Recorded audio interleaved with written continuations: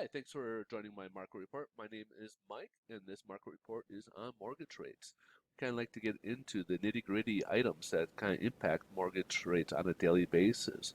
If you don't know, mortgage rates are based on mortgage-backed securities, which are bonds that are packaged and sold on Wall Street. So they too, like stocks, can be fluctuate on a daily basis. So even though you may see these on the signs and newsletters that get this rate, well, that rate may not always be there, primarily because they do fluctuate on a daily basis. So we kind of get into what is impacting them, kind of what to watch out for the week, and help you make an informed decision whether if you want to lock or kind of float a little bit, see where the trend of the rates are moving towards. So we're trying to here to give you that type of information to help you get that more well-informed decision for yourself. So a little bit about myself is I do work as a loan officer. I do work for National Lender. So we're here to help you in any capacity, whether it's answering questions about mortgage rates or answering questions about mortgage programs or the process. If you need help with running numbers or looking at refinancing or looking to buy and need the pre-approval and financing that property, we're here to help you. We have a lot of different loan programs to assist in many different capacities. So please, again, feel free to reach out. So without further ado, why don't we jump right into it? Today I'm a little late on getting the report out. I'm typically getting these reports out kind of around mid-market, but today I'm kind of getting them towards the close of the market. So forgive me. But today we'll start with the calendar here. ADP national employment for the month of July. This is the first of the jobs data we're going to see this week. This is private payrolls. June's number was initially came at 692. However, that got revised lower to 680,000, so we lost some jobs right there. Forecast was calling for 695,000, and it came in a much more disappointment at 330,000 jobs there. So people are not. So we didn't have as many jobs as we had hoped. ISM non-manufacturing. This is PMI. This is kind of indicator for the services sector by the ISM, and anything above 50 is improvement. So we had a 60.1 in the month of June. Forecast comes 60.5, and actually bumped up quite a bit to 64.1 in the month of July, which is obviously very good news there. Now, something I always kind of like to look at, but we don't really kind of put any emphasis on, is every Wednesday we get the MBA release their mortgage activity applications, our mortgage application activity report. And this kind of just shows you with the rates dropping, refi activity did increase slightly. However, purchase side did drop a little bit here. So let's jump ahead, take a look, see what's going on in the headline news. Stocks have just kind of ended. The only one that ended in positive territory is Nasdaq. The Dow and S&P did close in negative territory. The basically what happened during the market today is that we had the disappointment from the ADP number, right? And then all of a sudden the ISM number came out, things peaked up. So the stock market did like that. Everybody kind of liked that. The ISM came in pretty good.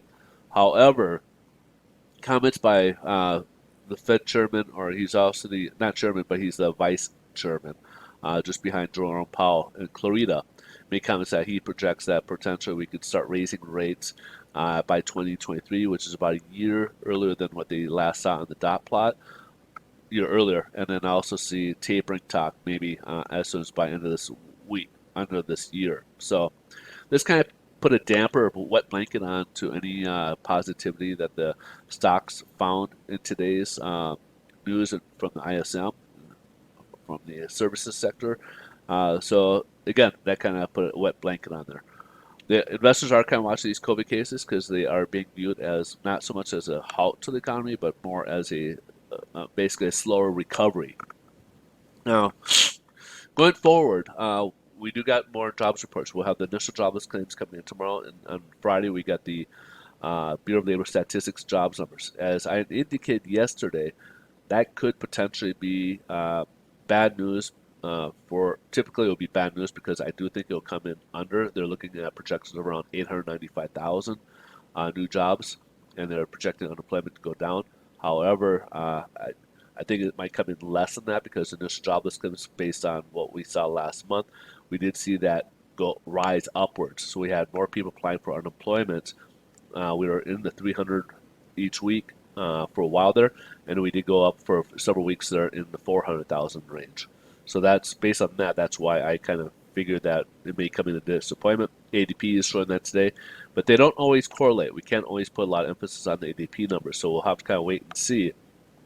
But the reason why I say it could be bad news, which is bad news for the economy, but good news for stocks, is that uh, all along the Fed has been talking about making uh, their decisions based on jobs, that they get the max employment out there. And if uh, if we're slower to that recovery with the jobs, that means longer stimulus, so that the Fed will be accommodating for a longer period. And of course, that is what the stocks will want to hear. They don't want to hear about rising rates or anything else, because that puts more a wet blanket on their easier money, so to speak. So, with that in mind, I think we could potentially see that on Friday, and that may not be bode well for mortgage-backed securities, because they do sometimes compete for dollars, and that may take some money from mortgage-backed securities and put it into the stock market. So let's jump to see how they are being affected today. Um, we were up based on the ADP report. However, when the ISM came in, we did sink way down, as you saw here, with this long tail here. But however, we did recuperate a little bit after the Korea comments. So we're looks like we're going to close up 3 basis points.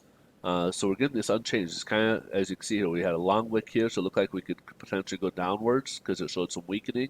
However, now we're showing the opposite. We could potentially continue a little bit more upwards again, or at least go in a sideways pattern here. So again, be a little cautious here where we're going to go, because we're seeing two different wicks here, and uncertainty with investors. So again, investors are basically showed some weakening here, dropping downwards. Now we got the actual inverted one now going the opposite direction. So we'll have to kind of wait and see what happens. So again, the bonds are about ready to close upwards about 3 basis points. Yields are about 117. As you can see here, they did touch at the 114 level. They are pressuring like 4 times over the last 2 weeks here, basically in this 115 range here, and today even lower down to about 114, but have risen up to about the 117, just under this line here. And again, we're touching even higher up, about 122, and scale back a little bit. All right, folks. So hopefully, I hope that answers any questions you guys got. Hopefully, if you guys got questions about anything or anything we can help assist with, um, we're here to answer. Please feel free to reach out. If you guys like these videos, go ahead and please smash that like button. It helps us out. We greatly appreciate your views, and if you could share us, we would greatly appreciate that as well. You guys have a great rest of your day. Thanks so much for watching. I look forward to seeing you in tomorrow's video. Bye-bye.